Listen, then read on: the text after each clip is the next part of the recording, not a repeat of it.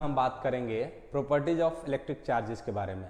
जो क्लास मैंने पिछला छोड़ा था वहीं से शुरू करने जा रहे हैं। तो सबसे पहले हम बात करेंगे प्रॉपर्टीज ऑफ इलेक्ट्रिक चार्जेस के बारे में। Properties of electric charges. तो आप बुक्स वगैरह में देखोगे तो लिखा हुआ होगा fundamental properties of electric charges. तो चार्ज की बेसिक बातें हमने कर ली थी कि चार्ज किसी मैटर की इंट्रिंसिक प्रॉपर्टी को कहते हैं, यानी charge is an intrinsic property of matter, या acquiring the strength to apply force is charge and losing the strength to apply force is discharge. ये सब हमने बातें की थी। उसके बाद चार्जेस दो तरह के होते हैं, ये सब हमने बात की थी। चार्ज का जो यूनिट वगैरह होता है वो कहां से आता है वो देख लेते हैं। तो देखिए 10th क्लास में आप लोग पढ़ के आए होंगे एक formula I equal to Q upon T. Current electricity में आपने पढ़ा होगा। तो यहां से अगर मैं यहां पे Q क्या है, चार्ज है, यहां पे T क्या है, T यहां पे टाइम है, और I है यहां पे करंट, ये है इलेक्ट्रिक करंट। ठीक है। अगर मैं यहां से Q निकालना चाहूं तो ये हो जाएगा Q equal to I into T. ठीक है। और Q equal to I current है तो इसका यूनिट जो होता है वो एम्पियर, और टाइम जो होता है उसका यूनिट हो गया सेकंड। तो यूं तो चार्ज का यूनिट होना चाहिए था एम्पियर इंटू सेकेंड, लेकिन इसी को लिख दिया गया, एम्पियर इंटू सेकेंड को बोल दिया गया कूलम। ठीक है। तो चार्ज का एसआई यूनिट बना कूलम। ठीक है। चूंकि ये साइंटिस्ट के नाम पे है इसलिए इसको कैपिटल सी से हम लोग डिनोट करेंगे। ठीक है। तो चार्ज का एसआई यूनिट बना कूलम। अब आपसे पूछा जा सकता है कूलम किसके बराबर होता है, तो एक कूलम को आप लिख देंगे 1 एम्पियर इंटू 1 सेकेंड के बराबर होता है। तो एक कूलम होता है 1 एम्पियर इंटू 1 सेकेंड के बराबर। ठीक। तो ये हो गया आपका एक कूलम। ठीक है। आगे बढ़ेंगे हम लोग। चार्ज का सीजीएस यूनिट क्या होता है? चार्ज का सीजीएस यूनिट एक होता है ESU, जिसको हम लोग इलेक्ट्रोस्टैटिक यूनिट कहते हैं, इलेक्ट्रोस्टैटिक यूनिट, और इसी का नाम होता है स्टेट कूलम। ठीक है, स्टेट कूलम। और एक यूनिट होता है जिसको हम लोग EMU कहते हैं, इलेक्ट्रो मैग्नेटिक यूनिट, और इसी को हम लोग एब्सोल्यूट कूलम या एब कूलम कहते हैं। ठीक है, एब कूलम। ओके। इनका रिलेशन क्या है कूलम के साथ? तो देखिए 1 कूलम में 3 इंटू 10 का पावर 9 ESU या स्टेट कूलम होता है। ठीक है। अच्छा, 1 कूलम में 1/10 एब्सोल्यूट कूलम होता है। ठीक है। यहां से अगर आप 10 को इधर शिफ्ट कर दीजिएगा तो ये हो जाएगा 1 absolute coulomb equal to 10 coulomb. तो यहां से एक ये बना, एक ये बना, और एक ये बना। ठीक है। 3 चीजें यहां से आई। ओके। उसके बाद हम बात करते हैं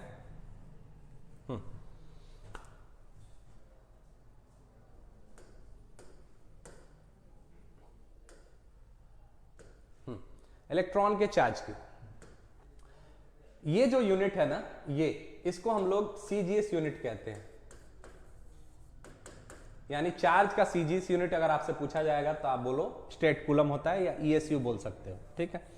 अब कई बार आपसे पूछा जाता है इलेक्ट्रॉन का चार्ज ESU में कितना होता है, या the quantum of electron in ESU, ऐसा पूछा जाता है, या स्टेट कूलम में इलेक्ट्रॉन का चार्ज कितना होता है। तो कैसे कर सकते हो? देखो, इलेक्ट्रॉन का जो चार्ज होता है वो होता है 1.6 इंटू 10 का पावर -19 कूलम, और ये नेगेटिव होता है। ठीक है। ओके।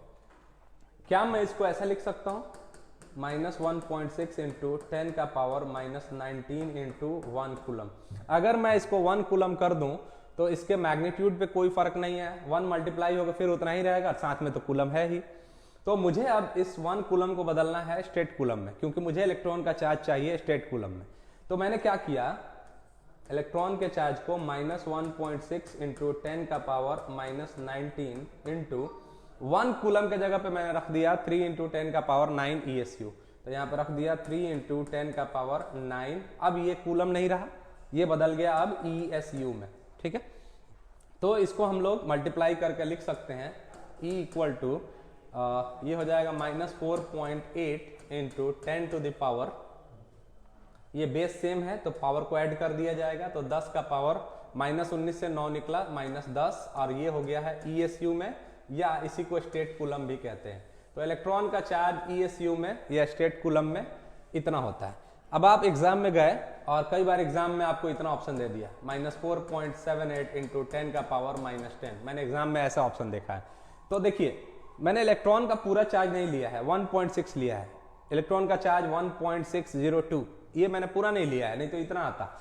अब अगर इसको आप राउंड ऑफ करोगे 8 को, तो ये 5 से ज्यादा है तो उसके पहले वाला में 1 बढ़ जाएगा, तो ये राउंड ऑफ करोगे तो -4.8 नहीं आ जाएगा।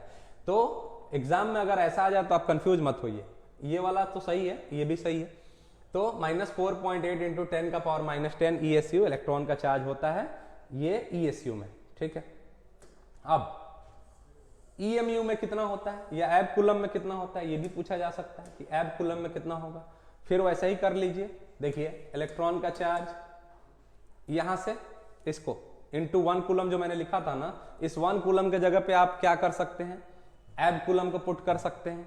तो ये हो जाएगा 1.6 नेगेटिव में इंटू 10 का पावर -19 इंटू 1 कूलम के जगह पे मैंने पुट कर दिया 1/10 एब कूलम, एब्सोल्यूट कूलम। तो ये हो जाएगा इलेक्ट्रॉन का चार्ज -1.6 इंटू 10 का पावर -19 है, और ये 10 ऊपर जाकर 10 का पावर -1, तो 10 का पावर -20 हो जाएगा, और ये हो जाएगा एब कूलम में।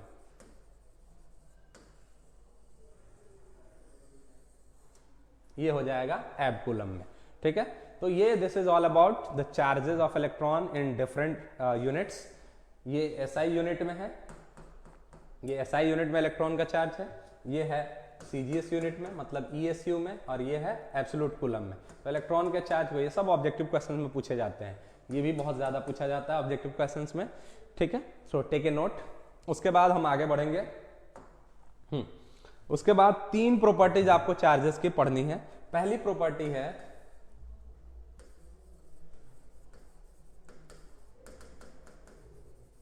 Additivity of charges.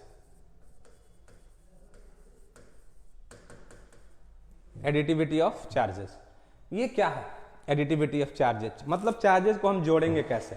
तो चार्जेस को बहुत सिंपल है जोड़ना। चार्जेस कैन बी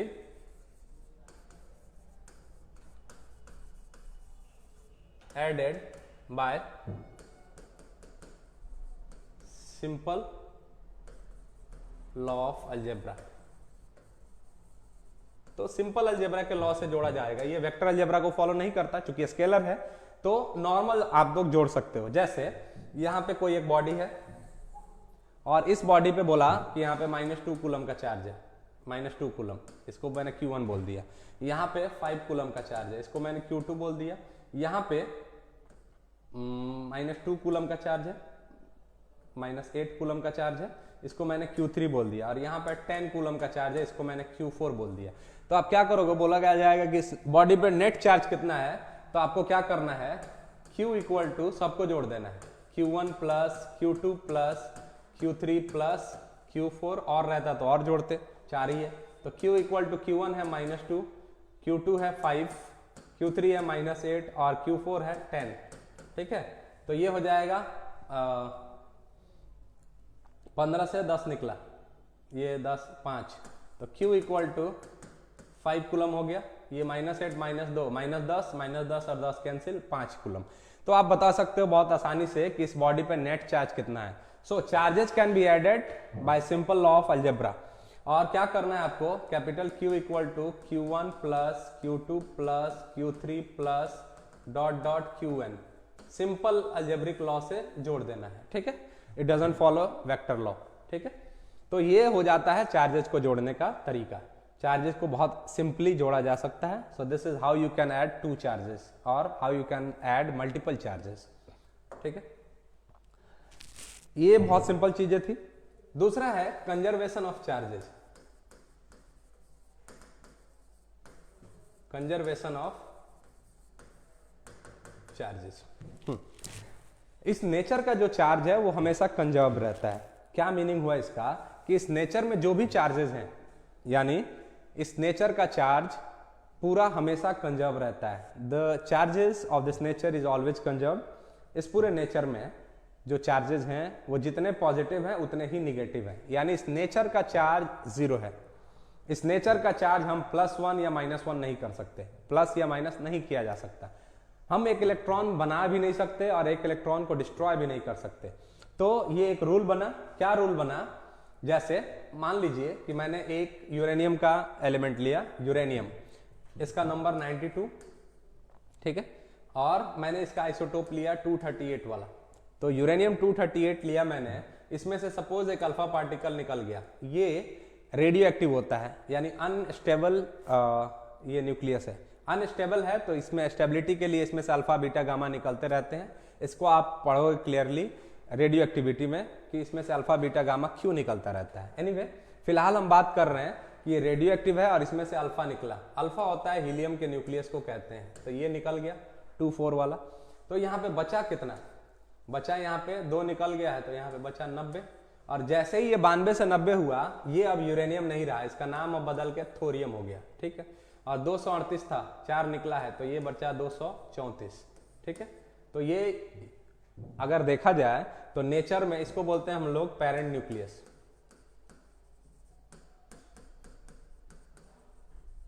और ये दोनों मिलकर बोले जाएंगे डॉटर न्यूक्लियाई, ठीक। इस नेचर में पहले कितने चार्ज थे? 92। अभी कितने हो गए? 90 + 2, अभी भी 92 है। तो चार्जेस यहाँ पे डिस्ट्रॉय नहीं हुए, भले ही 2 डॉटर न्यूक्लियाई में टूट गया है, यानी इसमें से एक अल्फा पार्टिकल निकल गया है, लेकिन फिर भी नेचर के चार्ज पे कोई असर नहीं पड़ा। पहले भी 92 था और अभी भी 92 है, ठीक है। सो यहां से हमने एक लॉ बनाया, और वो लॉ क्या है कि charges can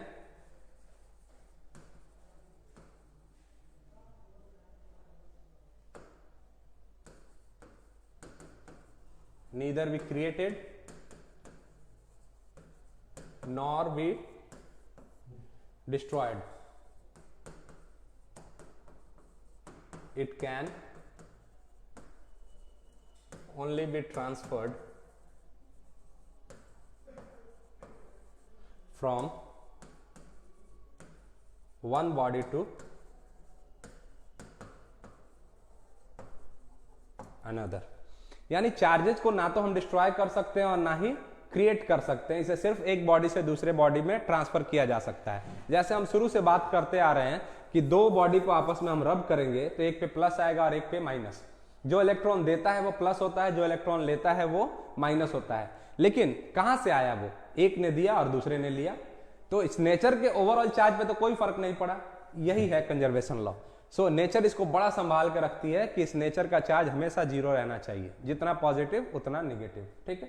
so this became a law कि charges can neither be created nor be destroyed, ठीक है ये। लेकिन जब एटम बॉम्ब की डिस्कवरी हुई तब एक कंट्रोवर्सी हुई। क्या कंट्रोवर्सी हुई कि एटम बॉम्ब की एनर्जी कहां से आई? तो आइंस्टीन ने क्लियर किया था इस फॉर्मूले से, E = mc², यानी m मास डिस्ट्रॉय होकर एनर्जी में कन्वर्ट हुआ, ठीक है। लेकिन एटम बम जिस भी मटेरियल का बना हो उसमें मैटर तो होगा, और मैटर होगा तो एटम होगा, और एटम होगा तो इलेक्ट्रॉन भी होगा।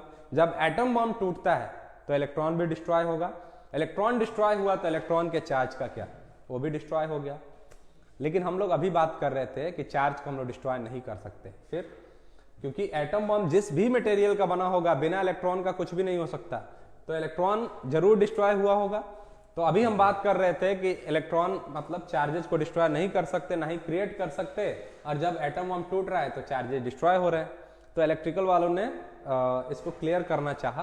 तो कैसे क्लियर हुआ ये कि उस वक्त एक पार्टिकल की इमेजिनेशन की गई और क्या बोला गया कि जब एटम बम टूटता है तो उसका जो इलेक्ट्रॉन है वो एक पॉजिट्रॉन के साथ कंबाइन करता है। ये क्या है पॉजिट्रॉन? एक नया पार्टिकल सुनने को मिल गया, पॉजिट्रॉन। तो नेचर में हर पार्टिकल का एंटी मैटर होता है, एंटी पार्टिकल होता है। जैसे इलेक्ट्रॉन का जो एंटी मैटर है या एंटी पार्टिकल है वो पॉजिट्रॉन है, प्रोटॉन का एंटी प्रोटॉन है, न्यूट्रॉन का एंटी न्यूट्रॉन है, क्वार्क्स का एंटी क्वार्क्स है। तो हर चीज का जो सीधा प्रोसेस है उल्टा भी प्रोसेस है। तो जैसे इलेक्ट्रॉन वैसे ही उसका उल्टा पॉजिट्रॉन। तो पॉजिट्रॉन पे वो सारी क्वालिटीज होती हैं जो इलेक्ट्रॉन की हैं, सिर्फ एक चीज क्या है, इसकी पोलैरिटी डिफरेंट है। Electron has got negative charge while the positron has got positive charge. इसको आप प्रोटॉन से कंफ्यूज नहीं करेंगे। सो दिस इज पॉजिट्रॉन, ठीक है। पॉजिट्रॉन पे मास वगैरह सब कुछ उतना ही रहेगा जितना इलेक्ट्रॉन पे रहता है, सिर्फ पोलैरिटी चेंज है, मतलब चार्ज डिफरेंट है, ठीक है। तो जब एटम बम टूटता है तो क्या होता है, एटम बम टूटता है ना तो इलेक्ट्रॉन पॉजिट्रॉन के साथ कंबाइन करता है और एक निगेटिव एक पॉजिटिव है, तो दोनों एक दूसरे पे फोर्स लगाते हैं। इतना हैवी फोर्स लगता है इन दोनों का कि दोनों एक दूसरे पे हेड ऑन कोलिजन करते हैं। इतना ज्यादा अट्रैक्शन का फोर्स लगता है कि दोनों एक दूसरे को एनिहिलेट करते हैं। एनिहिलेट का मतलब होता है निगल जाना, दोनों एक दूसरे को डिस्ट्रॉय कर देते हैं। जैसे दो कार्स आपस में लड़ रही हो, इस तरह का टक्कर होता है और दोनों एक दूसरे को डिस्ट्रॉय कर देते हैं, दोनों एक दूसरे को एनिहिलेट कर देते हैं। और आपको पता है कि इलेक्ट्रॉन सबसे छोटा चार्ज का रिप्रेजेंटेशन बोला जाता है। जैसे प्रोटॉन और न्यूट्रॉन और छोटे छोटे पार्टिकल से मिलकर बने हैं, वो मैंने आपको पढ़ाया था क्वार्क से। प्रोटॉन भी क्वार्क से मिलकर बना है, न्यूट्रॉन भी क्वार्क से मिलकर बना है, लेकिन इलेक्ट्रॉन किसी से मिलकर नहीं बना। तो इलेक्ट्रॉन से छोटा तो कुछ नहीं होता, तो पॉजिट्रॉन से छोटा भी कुछ नहीं होता। और जब ये टूटेंगे तो क्या बनेंगे, हीट बनेगी, एनर्जी निकलेगी। तो यही दोनों एक दूसरे को जब डिस्ट्रॉय करते हैं तो क्या बनता है, गामा रेज निकलती हैं। और जैसा कि आप जानते हैं कि एटम बॉम्ब टूटने से गामा रेज निकलती हैं। क्या निकलता है, थोड़ा लाइट, हीट एनर्जी और धुआं, यही सब तो निकलता है जब एटम बॉम्ब टूटता है। तो इस प्रोसेस को हमने बोला एनिहिलेशन। और कई बार ये एग्जाम में पूछा जाता है, तब आप याद करते हो कि एनिहिलेशन कहाँ सुना था आपने। तो एनिहिलेशन क्या होता है, एनिहिलेशन को लिख लेंगे हम लोग। ये उसका ये बना, एक इलेक्ट्रॉन और एक पॉजिट्रॉन के साथ जब कॉम्बिनेशन हुआ, दोनों एक दूसरे को डिस्ट्रॉय करते हैं और क्या बनती हैं, गामा रेज। तो ये गामा रेज बनी, ठीक है। तो हम लोग क्या लिखेंगे, when an electron and positron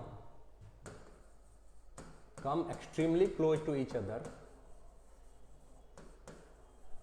extremely close to each other,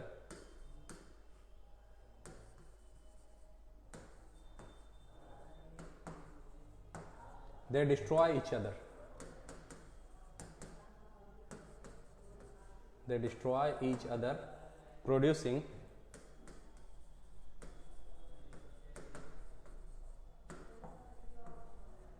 gamma rays, ठीक है। तो जब इलेक्ट्रॉन और पॉजिट्रॉन एक दूसरे के बहुत करीब आते हैं तो एक दूसरे को डिस्ट्रॉय करते हैं और क्या प्रोड्यूस कर देते हैं, गामा रेज, जिसको हमने यहां पे लिख लिया। And this process is known as, this process is known as annihilation. Annihilation को हिंदी में कहते हैं निगल जाना, और हिंदी में इसको कहा जाता है युग्म विनाश, ठीक है। एनिहिलेशन, ठीक है, यही प्रोसेस एनिहिलेशन कहा जाता है, ठीक है, ओके। उसके बाद नेचर में जो भी चीजें हो रही है, मैंने बोला है कि उसका उल्टा प्रोसेस भी नेचर में पॉसिबल होगा। तो बहुत बाद में जाके इलेक्ट्रिकल वालों ने, जैसे पॉजिट्रॉन को इस वक्त सोच दिया गया, बाद में प्रूफ भी हुआ कि पॉजिट्रॉन होता है, वैसे ही इलेक्ट्रिकल वालों ने बाद में बोला कि इसका उल्टा प्रोसेस भी होता है। क्या है उल्टा प्रोसेस है कि जब गामा रेज बहुत हाई एनर्जी के साथ 1.01 मिलियन इलेक्ट्रॉन वोल्ट या मेगा इलेक्ट्रॉन वोल्ट के एनर्जी के साथ गामा रेज जब प्लेटिनम जैसे हैवी मेटल से टकराती हैं, प्लेटिनम जैसे मटेरियल से टकराती हैं, हैवी मटेरियल से, तब ये क्या करता है, प्लेटिनम इसको ऑब्जर्व कर लेता है। और ऑब्जर्व करेगा तो क्या करेगा, ऑब्जर्व करने के बाद ये एनर्जी कहां गई, तो ये एनर्जी मैटर में कन्वर्ट हो गई। क्या मैटर बना, तो दो मैटर बनेगा, क्योंकि डिस्ट्रॉय जब जोड़ी में हुआ था तो बनेगा भी तो जोड़ी में बनेगा, पेयर में बनेगा। तो क्या प्रोड्यूस हुआ, तो इलेक्ट्रिकल वालों ने बोला एक मटेरियल नहीं बना, दो मटेरियल बना। और क्या बना, एक इलेक्ट्रॉन और एक पॉजिट्रॉन, ठीक है। तो इस तरह से उस प्रोसेस को हमने बोला था एनिहिलेशन, और इस प्रोसेस को हम कहते हैं pair production. This process is known as pair production. ठीक है, सो ऐसे आप गामा रे को ऐसे फेंक दीजिएगा धीरे से तो वो प्लेटिनम पकड़ के नहीं रखेगा, बहुत हाई एनर्जी से 1.01 मेगा इलेक्ट्रॉन वोल्ट या मिलियन इलेक्ट्रॉन वोल्ट के काइनेटिक एनर्जी से जाके स्ट्राइक करेगा प्लेटिनम से, तो प्लेटिनम उसको ऑब्जर्व कर लेगा, पकड़ के रख लेगा। तो प्लेटिनम ने इसको रख लिया तो इसकी एनर्जी कहाँ गई गामा रेज की, तो मैटर में कन्वर्ट हो गई। और इलेक्ट्रिकल वालों ने इसका आंसर किया कि एक मटेरियल नहीं बना बल्कि दो मटेरियल बना। और कौन से दो मटेरियल बने, एक इलेक्ट्रॉन बना और एक पॉजिट्रॉन बना। तो देखो इस तरह से हमारा कंजर्वेशन लॉ अभी भी सेफ है। तो कंजर्वेशन लॉ सेफ कैसे हुआ कि जब डिस्ट्रॉय हो रहे हैं तो जोड़ी में हो रहे हैं, निगेटिव पॉजिटिव दोनों जा रहा है, और जब बन भी रहे हैं तो निगेटिव पॉजिटिव दोनों बन रहे हैं। तो हमारे नेचर का चार्ज अभी भी कितना है, 0 है। तो कंजर्वेशन लॉ अभी भी सेफ है। ठीक है, इसको क्या बोलेंगे, इसको बोलेंगे when gamma ray of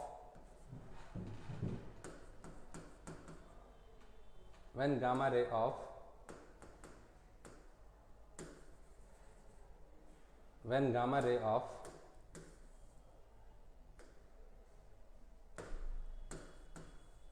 energy 1.01 mega electron volt or more strikes with platinum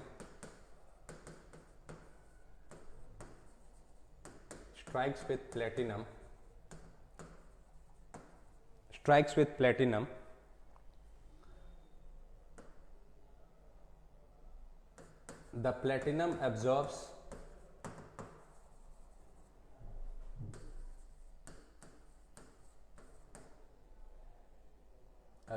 it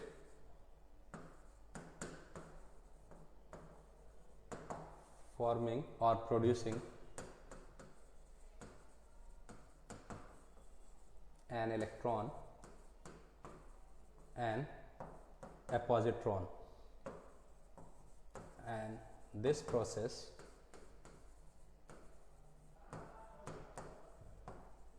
is termed as pair production। ठीक है, सो जब गामा रेज बहुत हाई एनर्जी के साथ जाके प्लेटिनम से स्ट्राइक करेगी तो प्लेटिनम उसको ऑब्जर्व कर लेगा और क्या प्रोड्यूस हो जाएगा, दो मटेरियल प्रोड्यूस होंगे, इलेक्ट्रॉन और पॉजिट्रॉन, और ये प्रोसेस कहलाता है पेयर प्रोडक्शन। ठीक है, तो कंजर्वेशन लॉ में एक हाँ ये हो गया आपका पेयर प्रोडक्शन। इससे पहले वाला हमने देखा एनिहिलेशन, ये था एनिहिलेशन, और ये हो गया पेयर प्रोडक्शन। और अब हम लोग देखने जा रहे हैं क्या चेंजेज हुए कंजर्वेशन लॉ में। तो कंजर्वेशन लॉ में हमने अभी बात की थी कि charges can neither be created nor be destroyed, it can only be transferred from one form to another या one body to another. Now we can say that the charges can be created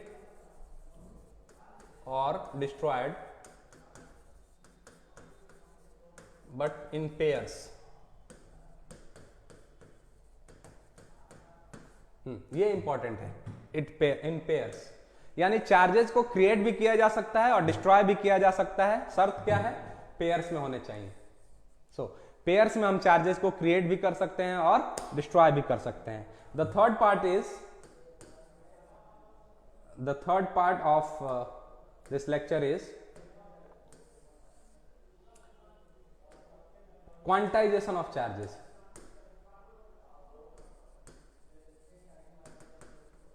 quantization of